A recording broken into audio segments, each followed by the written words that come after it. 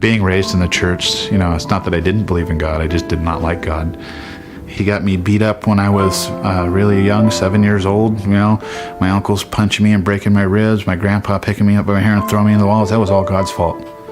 And then my dad preaching all this stuff about family and, sticking it out and being that man of God and all that. And then doing some of the horrible things he did and divorcing my mom and going away from the church. And,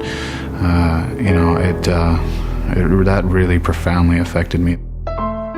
Things started to unravel in our family, at least for myself, when Steve was around 10 years old. I felt lost and lonely, and I didn't know what to do with myself, and I just started striking out at people and becoming very violent and mean and nasty. When he was 14 was when I started getting phone calls from Utah, Florida, just saying, "Hi, Mom, I'm in Florida and I need some money because I can't get home." He was out and about and doing things that he didn't share with the family. And I was always moving around so nobody would get close. But the groups of people I did hang around were really into drugs, a really violent crowd. He must have been about 16 years old when he finally left the house and didn't come back. Well, I've been shot, I've been stabbed, I've been beat up with golf clubs and baseball bats, I've been run over twice intentionally. Somebody did something really wrong to me, so I let my pride get in the way and I went and retaliated. I thought that, when he'd been arrested a couple of times, that would have been his rock bottom, that would have been mine, not Stephen. His rock bottom it was still to come. After I got out of prison, I just went right back into the same rut. I just wanted to love my children. I just wanted to have that unconditional love. And Stephen was always, then I started missing jewelry. When I was with them, I did a lot of messed up things to them, stole from them, whatever. Came home drunk and high, came home beat up and had my mom stitch me up because she's a nurse. So finally I just walked in. I just looked at him and told him, "You have to leave." And then that's the last time I talked to my mom, and it was a good 3 years. The one thing that I did get angry with Stephen about was the hurt that he caused my mom. I just couldn't take it. I actually was hospitalized a couple of times because I just mentally lost it. That cost her a lot of sleepless nights and a lot of heartache and a lot of tears. It just took such a physical toll on her. Her body just shut down. She was literally just unable to manage, and she was in and out of psychiatric facilities throughout my teenage life. And I know that was directly related to what I was doing. When I came back up from California, I thought, I'll go back up to Spokane. My kids are there. His ex-wife, I believe, took him in for a short period of time,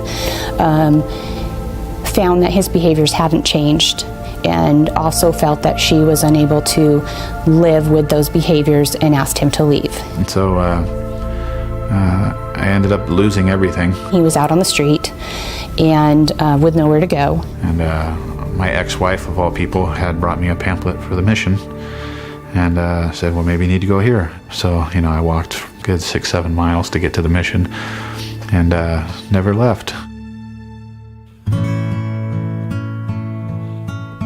My mom and my sister, I remember when I graduated Phase 4, they were interviewed, and they had told you guys, Steve's reached out before, never for this long, but we're just waiting for him to mess up.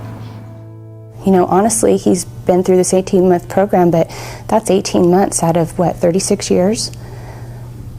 That's not much. And I come up here and I see all these people. "Oh, your son is so wonderful.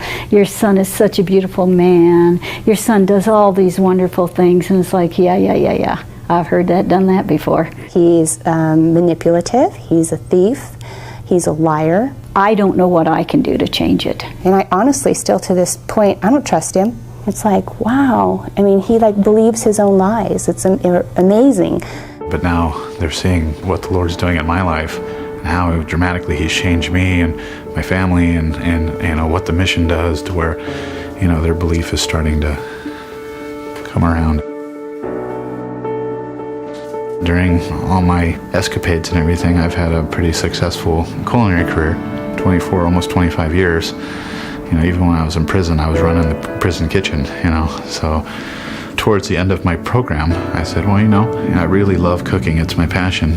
And I had gotten a new passion for ministry. And I said, why can't I use that for a ministry? He started working in the kitchen and worked his way up, eventually became a staff member, and we named him chef. So he has both parts. He can cook and he has a recovery background. I didn't ever think I'd be able to take my background and use it to help anybody. But it gives them a connection point. The men feel safe talking to him because he has the same background they do. Now he's clean and sober, and he can assist them in their process to become clean and sober. He really enjoys giving back to the mission because he's received so much. You look at him now in his chef coat, producing 350,000 meals a year, helping other guys, pulling them through to become productive members of society like him. It's just unbelievable, really, what happened to him. So I think he's leaving his mark on the world. And that's definitely something for anyone to be proud of. The reconciled relationships with my children and my family have been huge, because I never thought those would, happen. My sister believes in me enough now to invest her time to come all the way from California up here to spend time with me and my family and encourage me in what I'm doing. I see a person who's happy. I see a person who is calm, who has found a focus in life. He has become a good father. My mom is just, she's just ecstatic. This is my second time up here in the last year, and I have had so much fun that I have not had that kind of fun with my son in so long. Just the look in her eyes, the way she talks about me, the smile she has when she's around me. I would just say thank you from the bottom of my heart. It's been the difference between life and death with me. There is no word that's powerful enough to explain my feelings for what you've done for my son.